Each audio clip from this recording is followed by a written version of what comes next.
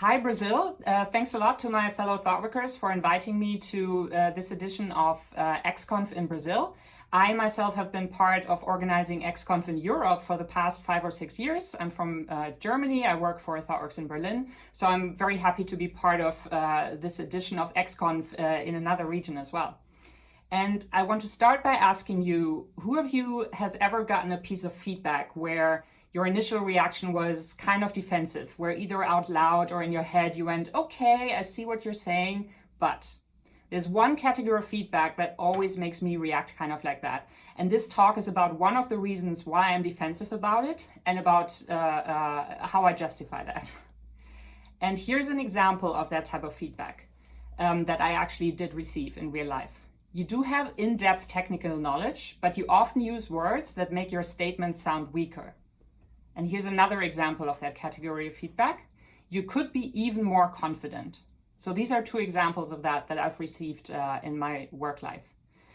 And why am I unreceptive to this feedback? One of the main reasons is that over the past few years, I've become interested in learning more about what's called cognitive biases. And that has given me lots of questions about how rational I actually am. And I want to talk to you in this next about half an hour about cognitive biases, what they are, why it's important for us as developers to know about them.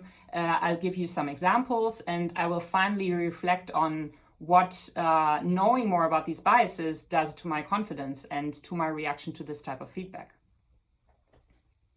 So what we usually assume, or what also, social scientists and, those types of people used to assume, is that people are generally rational. And in the exceptions of that, where we're not rational, usually we can explain with emotions why we're not being rational. That was up until the 1970s, when those assumptions about our rationality were first challenged by Daniel Kahneman and his collaborators. They established the idea that there might be things at play in the way our brain works inherently that quite naturally lead to errors in judgment and that affect our decision making. And that is actually quite normal and not the exception. So that started more than 50 years of research into our errors of judgment as humans, and it led to the study of behavioral economics. Daniel Kahneman actually received a Nobel Prize in economics for this work, and it also led to this very popular book that you can see here, Thinking Fast and Slow. And I've actually heard references to this book in what feels like every other conference talk at software development conferences over the past few years. So it has kind of had a popular resurgence recently and has been referenced a lot. This is a visual overview of cognitive biases you can find on Wikipedia. You, of course, don't have to read that here right now. It's just to give you an overview of just the sheer amount of biases there are. And there are basically more than 200 reasons to question your own confidence. They describe a lot of common, sometimes also scientifically confirmed behavioral patterns that show that we're not the rational thinkers we like to believe we are. And I want to kick you off with the example of a bias that is relatively well known, I think, which is confirmation bias. It's our tendency to search for, interpret, favor, and recall information in a way that confirms our existing beliefs. So basically it means that we tend to listen a lot more to information that confirms what we already believe. And this type of thinking can be really in our way when we're trying to be a rational, successful software developer or architect, and we want to drive good decisions for the future of our applications and our software. And in the case of confirmation bias, here's a little example of how this might affect us. I think that because of confirmation bias, paradigm shifts can become a lot harder for us to deal with. So most of us will have grown up as programmers with the very strong belief that we should never repeat ourselves in our code or in our architecture, right? It's the dry principle, the don't repeat yourself principle. But there has been a shift in the past few years to it's sometimes actually okay to copy and paste to avoid the pain of coupling. And one of the reasons I think that it can be hard to make that shift is that in part because of confirmation bias, it can be much easier for us to recall the incidents when a piece of copied code wasn't updated in all places and caused some problems, as opposed to the incidents where high coupling hurt us. So copying and pasting code might have been a good thing. because the incidents where copying hurt us actually confirm our beliefs that maybe we grew up with as programmers for the first 5 years of our career or so. So why should we even care? Do these biases really have such a big impact on us in software development? The thing is that software development is full of uncertainty. The best example are distributed architectures, right? Where things can fail all the time. You never know what's going to happen. Third-party dependencies behave different from what we thought they would behave like, right? Then there's those pesky customers and users. They behave and think differently from what we thought. And also just the fact that we're building custom software, it's called custom software development, right? It seems like every time we put together a new architecture and we build something from the ground up, greenfield, it's always kind of like a new, unique combination of technologies and also people who work together, right? So there's lots of things that can happen that we can't predict. Things just turn out different in real life than on paper with our fancy architecture diagram. And unfortunately, our brains do not like uncertainty. This article in The Guardian in 2016 said here that uncertainty is actually even more stressful to our brains than knowing that something bad is definitely going to happen. And there are quite a few cognitive biases that can be explained by our challenge to deal with ambiguity and uncertainty. And an example of that is how bad we are at evaluating and reducing risk. There's this bias called zero risk bias, which is our preference for reducing a small risk to zero over a greater reduction in overall risk. So basically we're focusing on this one thing where we really try to reduce the risk to nothing, but we might be neglecting the overall big picture and it might actually not reduce our overall risk. And the reason for that is that it just gives us a good feeling of control over that one little thing.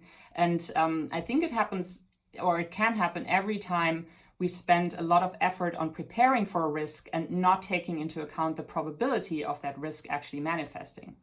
And again, in software development, this happens a lot in the area of security, right? So we might be putting a lot of effort on securing that one piece of the application, but not looking at the bigger picture because maybe we're anxious about this risk of security. There's so many crazy stories about what can go wrong, right? Another area where this might kick in is when we put a lot of effort into avoid lock-in to a certain vendor or a cloud provider, right? So we don't want to use the specific things from that provider because in the future we might not be able to move over. So we really focus on this risk, but in the big picture it might not actually reduce our overall risk. And the final area where I think this can kick in a lot is when we prematurely optimize, for example, scalability or performance, or when we put a lot of effort into abstracting things away just in case we want to change things later. And again, it makes us feel good that we're controlling some of these things, but we might be actually endangering the overall delivery and business success of the application. So our preference for what to spend time on and which risks to reduce is also affected by yet more biases, actually. Availability heuristic is our tendency to think that if something can be easily remembered, it must be important. Unfortunately, this is sometimes bad in the context of evaluating risk. So stories of when things went horribly wrong or very well stick in our minds a lot easier than what actually happens more frequently. And so we disproportionately consider past experience that was a bit more extreme rather than looking at the actual case at hand. We love exchanging all of these like freaky stories of what happened, of something bad that happened among us developers, right? So how can you counteract this to a certain extent? So using models can be really helpful. So something that gives you a bit of a framework to kind of, that your brain has to stay in for a bit to evaluate what you're doing. And in the case of security, you can have a look at threat modeling, for example. So it's a way to think about security and protecting our system in a risk-based way. So it's a framework to think about the assets we want to protect, the risks of them being compromised, the probabilities of those risks actually happening, and also the impact it will have on us. In the case of avoiding vendor lock-in or cloud provider lock-in, I can really recommend this article by Gregor Hope, where he writes about this. And he says, don't get locked up in avoiding lock-in. And he also talks in there about models as a way to kind of help you think about this more rationally. And another thing in general that can help you when you're thinking about architecture and your risk and taking decisions is that software architecture and also design decisions you take in code, it's all about trade-offs, right? Unfortunately, there's always, to every advantage that we have, it seems like there's some other disadvantage that we have to take into account, and we have to find the right tool for the situation that we're in. So the more explicit you can be about the trade-offs when you take a decision, and you explicitly write down, okay, this is the downside of this that we're going to have to take into account, that makes it easier to get around your biases and be less emotional also about this. So for example, the trade-off between spending a lot of money and securing all the things versus consciously leaving a few things more vulnerable because the probability that they happen is less, and the impact. Or the trade-off between spending lots of money on avoiding lock-in 100% versus strategically using some vendor-specific things in a cloud provider to get ahead today. And finally, I think on the other hand, in software development, we're actually already doing quite a few things that help us avoid biases when we're being agile. So the Agile Manifesto is kind of full of principles to help us deal with uncertainty. And because it acknowledges that change or uncertainty is inevitable, and therefore we need to embrace it and be prepared for it. So it literally has in there, the Agile Manifesto, responding to change is, we want to prioritize that over following a plan. So while following a plan also makes sense, responding to change is very important because there is so much uncertainty. Another way that biases stand in our way or have a bad impact on how we're developing our software is that they can make us waste our time. Again, like spend time on something that is maybe not as important. Have you ever felt like me, like you're debugging something, you're trying to find the cause of a bug, and you kind of feel like you're running in circles? It's already been going 2 or 3 days. You're just like poking holes into things because you're desperate to find out what's going on when you're trying to find the cause of a bug. It's like something that I think everybody experiences every now and then if you've been a software developer for a while. And I think that this availability heuristic that I mentioned before, I think that can be one of the reasons that might make us turn in circles there. I was a few years ago, I was on a team with where I watched a developer try to find the cause of a bug, and they were kind of chasing this theory that it must have something to do with encoding. It was something about how something was displayed in Firefox in the wrong way, but there wasn't actually that much evidence that this would be caused by an encoding problem. But then I found out that developer had just transferred over from another team where they had very recently chased a bug for days that turned out to be caused by encoding problems. So it's a very good example of how, I just recently saw this problem, so maybe it's this problem here as well. And again, as developers, we love sharing these stories of that one really freaky bug we encountered with that really weird solution, and it sticks in our head more. And in the end, probabilistically, statistically, it's actually much more probable that it's something very mundane like Tomcat ran out of memory because the default settings are never enough, right? That's much more probable. And another thing that can get us to spend our time on something that's not worth spending our time on is that we suck at statistics. Our brains are not very good at that. And here's a little live example that maybe where you can maybe check how you react to this. So let's consider there is a person called Mark, and he is a thin man from Germany with glasses who likes to listen to Mozart. And then you're getting asked this question: which is more likely, that Mark is a truck driver or that Mark is a professor of literature in Frankfurt? When I first read this example in a book, my brain immediately, the first reaction of my brain was, oh, he must be a professor of literature, because that's the kind of archetype or stereotype that I have in my head. Somebody who listens to Mozart certainly cannot be a truck driver, right? And what's happening here is what's called base rate fallacy. So base rate is just a fancy word for probabilities or prior probabilities, what we already know is probable or not. For example, 1% of German men are truck drivers. That's a base rate, the 1%. So it means that we tend to ignore the base rate in favor of specific information. And this can also become quite relevant when we spend a lot of time on this problem that this one customer has, and we know a lot about this problem because the customer keeps calling, or customer service keeps calling us and telling us about the specific case of this customer. And then there's always the danger that we think this is a common problem without checking further how common this actually is, and we spend a lot of time on trying to fix it. So the next time you think your bug was caused by a freaky race condition, it's actually much more likely that it was caused by something that you did wrong. And so I really had to laugh when I read this quote by Maurice Wilkes, who's a British computer scientist who wrote in his memoirs, "It was with some shock and dismay that I realized that a good part of the remainder of my life was going to be spent in finding errors in my own programs." So again, how can you counteract this? One way is to channel your inner scientist. Maybe you've heard the term scientific method before. So I try to put up a very simple model of the scientific method here, very simplified. But basically it's about setting up hypotheses first before you try to figure out what's going on. So first you try to think about a theory, what could be the cause of this bug, and then you think about how do I design an experiment to prove my theory or my hypothesis. It could be something like, where could I put in a log statement so that I can get more data to prove that this is really the case, and then you try to prove it and analyze the data, right? What's important here is that, or not to forget, is I think we don't have to be like 100% scientific all of the time. So experience and gut feeling are still a good thing, right?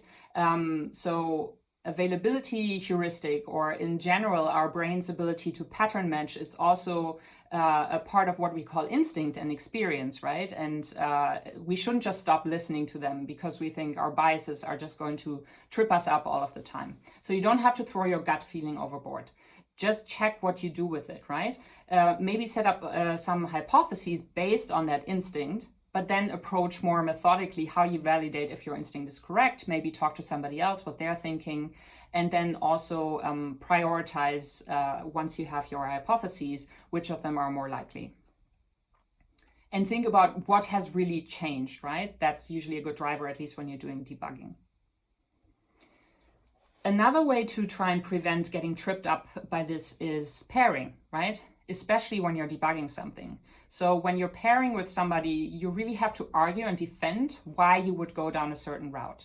I used to be on a team with a fellow colleague who I really liked to pair with because he kept reining me in when I was doing things like, I was kind of getting desperate or impatient, and I thought, oh, let's just try this and see what happens. And he would be like, why would that solve our problem? Like, we don't have any proof that this would solve our problem. So he was really a good pair in that sense to rein me in. And two brains are always less biased than one because we have to talk to each other. And finally, something that has helped me a lot of times is rubber ducking. I don't know if you know this term. It's basically, you think about having a rubber duck in your hand and you're talking to it and telling the duck your problem, right? And the duck cannot answer, right? But just by talking to them, you kind of order your thoughts and suddenly you have the revelation of what went wrong. And that happens to me with bugs, especially sometimes when finally I get to the point where I'm like, oh, I have to ask this other person, or I have to ask customer service again. And I try to really methodically write them an email. And while I write that email, I realize what I missed or where I went wrong. So that also really helps. So those were a few examples about how we're struggling to deal with the uncertain world of software development. I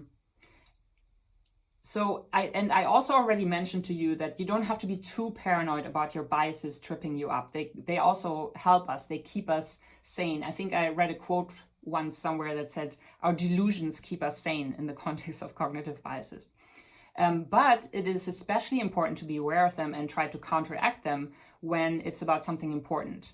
And architecture is one of those things, just by definition. So Martin Fowler defines architecture as the important stuff that people perceive as hard to change. So especially when we take some of those decisions, we want to be aware of where we might be going wrong. So the last area I want to give you some examples of cognitive biases is that of decision making. In particular, decision making when it comes to architecture. Because one of the problems with this base assumptions that we're always being totally rational is that it can prevent us from learning from our decisions. And the bias that I learned about that kind of was like one of the biggest eye-openers to me in this whole journey is outcome bias.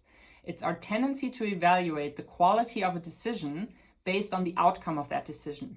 So what does that mean? So a few years ago, I was on a team where we were building a front end. It was like 4 or 5 years ago, so React as a front end technology was just coming up, and we were using it for the first time, and we wanted to implement the flux pattern in our application, and at the time there were a few options for it. So in the meantime, Redux has actually become the sensible default for that, but at the time there was an alternative which was called Reflux, and we used it. And later it kind of turned out that there was a bad outcome of that decision, right? Because Reflux actually, the maintainers stopped working on it because Redux was becoming much more successful. So there was a point where the team had to decide, okay, we might want to switch, and there was some extra effort, right? But just because it was this bad outcome, from this story, can you actually tell if that was a bad decision? Did we take the decision in a bad way?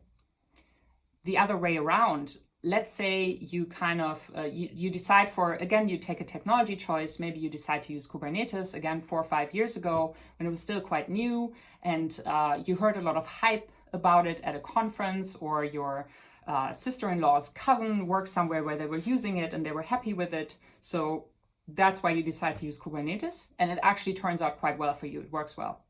So, but again, it was a good outcome, but does that mean that you took the decision in a good way? And I read this book last year, Thinking in Bets, Making Smarter Decisions When You Don't Have All the Facts, by Annie Duke. And she's a former professional, quite successful poker player. She earned a lot of money with playing poker. And I really like this book, and it talks a lot about outcome bias. She actually calls it resulting. Apparently it's called resulting among poker players, which means that you equate the result of your decision with with the quality of the decision making. And Annie Duke says that it's super hard for us to see the difference, and that prevents us to learn from our decisions. So how does she say that we can get better at this? One important factor is, she says that we need to learn to better distinguish skill from luck. So which parts of the decision making were actually based on facts and what we knew at the time, and what was just based on luck. And almost every decision is a mix of both. And fortunately, we actually have something like quite a similar mindset, again, like that. It's a component of Agile. This is from the retrospective prime directive that a lot of teams quote in the beginning of a retrospective meeting. They talk about how, given what we knew at the time, our skills and abilities, the resources available, and the situation at hand, this is how we're going to look at everything to really try as objectively as possible, see what went wrong without blaming each other. And that's kind of looking at the skill part, right? And the luck part can be all kinds of things in the uncertain world of software development. It can be a third-party dependency that's not being maintained anymore, like Reflux. It can be an unforeseen innovation that you didn't know was coming, or it's just about all the many people coming together to build software. Everybody's different, and people might be complementing each other in just the right way for a good outcome of your decision, or the wrong way. And again, unfortunately, there are other biases that make it harder for us to distinguish skill from luck. A self-serving bias is when we ascribe success to our own abilities and efforts, but blame failure on external factors. So we basically say that when there's a good outcome of a decision, oh, that's because I'm so skilled, because I know so much about this topic, right? Because I'm such a great developer. But when there's a bad outcome, then maybe you think, it was bad luck. It was because, that person didn't tell me about this, or it was because that framework wasn't being maintained anymore. So how can we get better at distinguishing luck and skill despite things like self-serving bias? One of the things that Annie Duke again says is that we have to get better, that we have to get over being right and also change our notion of what being right even means. She says there's too much black or white, too much all or nothing thinking. But decisions aren't either right or wrong. So it's not a binary. They are better or worse. There's always a mix of skill and luck. And so one thing we can do is change our mindset with language.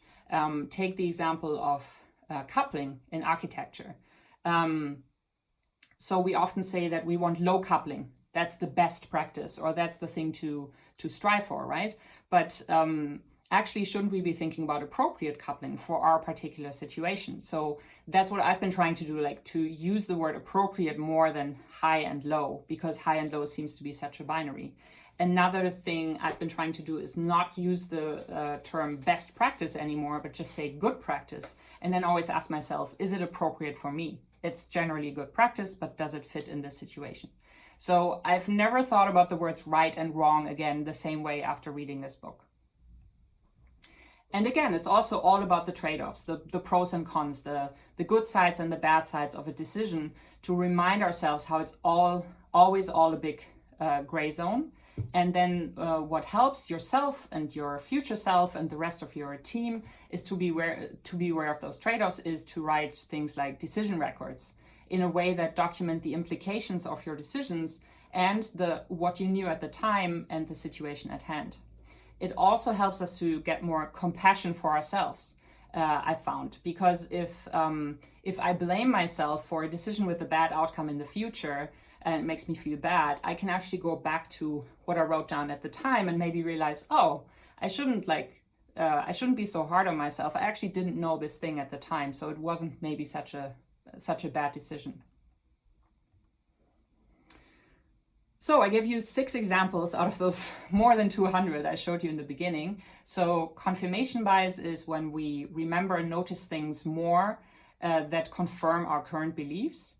Zero risk bias is when we focus too much on smaller risks, but we neglect to look at the overall big picture level of risk.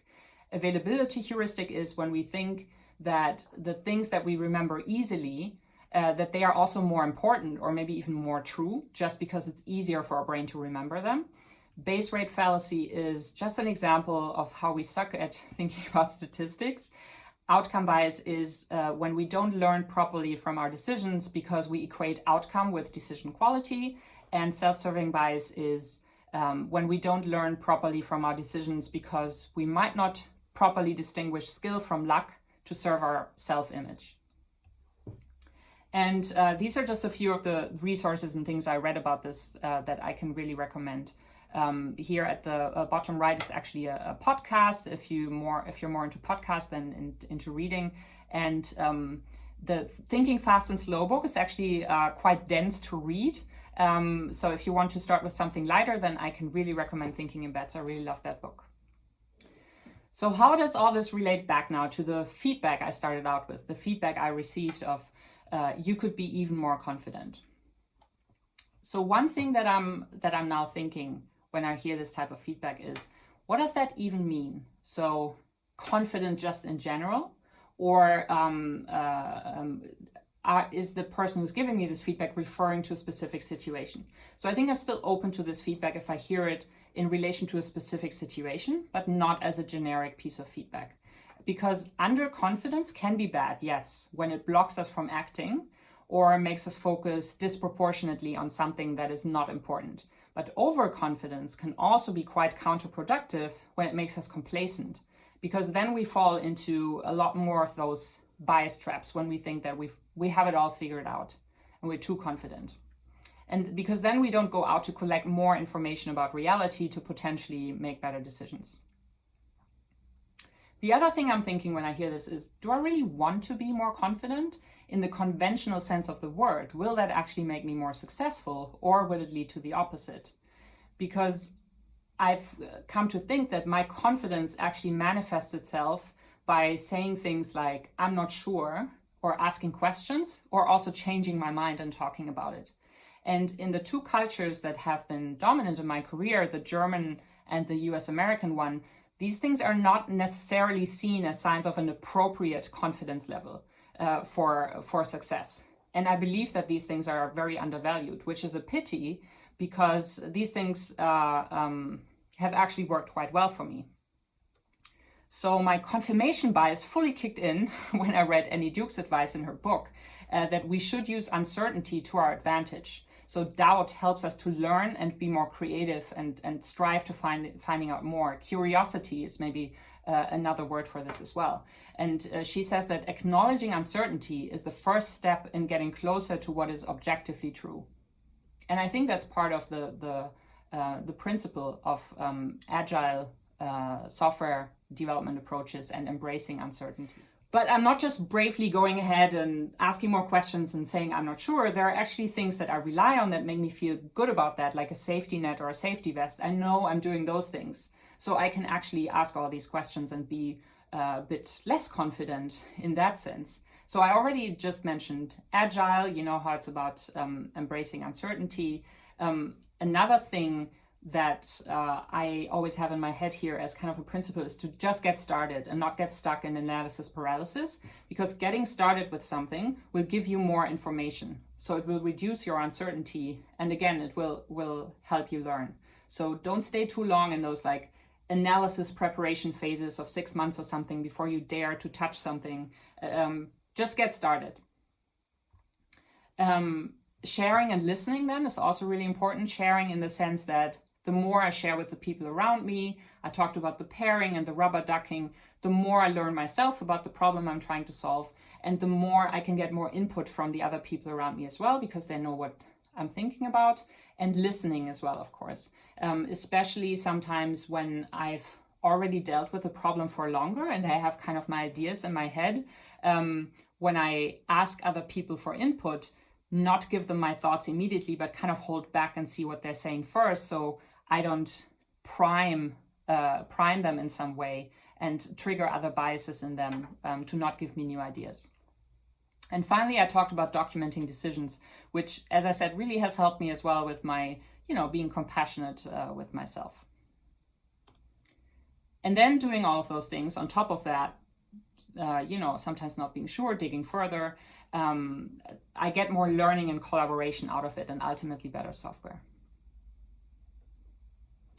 And I want to end with one final thought, going back to kind of changing this baseline of what is considered as appropriate confidence to be successful. This type of feedback that I talked about, you need to be more confident, is feedback that is actually given to women a lot more than to men. Or in general, in tech, it's given more to underrepresented groups in the industry. And it's one of those things where there is an existing baseline of how a successful person in this industry behaves, but this baseline has been shaped by all the white men who have been in the majority in the industry for a very long time. And then this baseline is still applied to everybody else who comes in as we're becoming more and more diverse, fortunately, over the past few years. And everybody's being told, you need to be like this to be successful. You need to be more confident. But maybe sometimes the baseline needs to be changed. What if our confidence, my confidence, is just fine, but the average is too confident? Because after all, there's literally a bias called overconfidence effect. So a bias is an error in judgment, and there's one that is called the overconfidence effect. So how confident are you about your confidence? That's what I hope you start thinking about now, that it's not an absolute thing, somebody's confident or not, but that it might depend on situations as well, and how it can drive you to get closer to having a realistic picture of what's going on and taking better decisions. Because this will all make us better learners, will make us more inclusive, more compassionate, more collaborative, and more creative. Thank you.